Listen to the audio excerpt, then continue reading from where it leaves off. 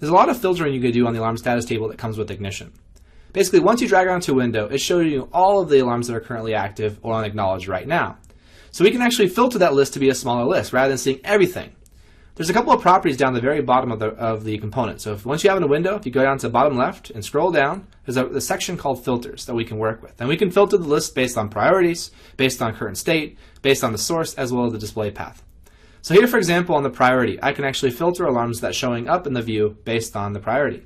And it's going to be a minimum priority here. So if right now it's set to diagnostic, showing me all the diagnostic or higher alarms. If I go and set this to medium, I'm now going to see all of the medium or higher alarms, which is a smaller list of alarms.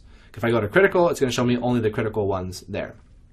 I'm going to set it back to diagnostic here.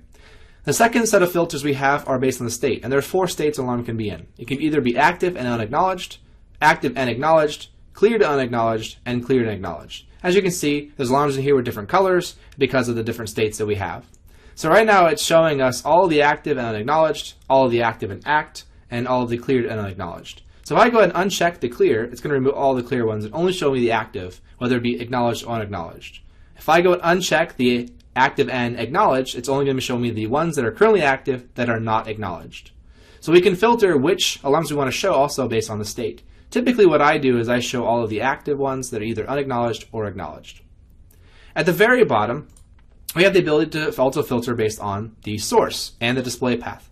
So the source is the actual tag path here. So you can use the folders of Ignition to filter for particular alarms. So for example, I may want to filter for all of my motors. So everything that's in the motors folders. I can basically put star, motor star, was a wildcard there to look for all the motors. As soon as I press enter, you can see now it's showing me all the motors in the list.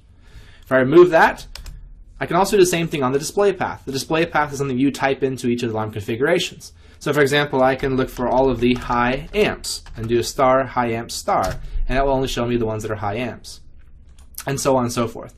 So it's possible for us to do some basic filters on the alarm status table. So rather than showing everything, we can show things based on priority, state, as well as the tag path or the display path.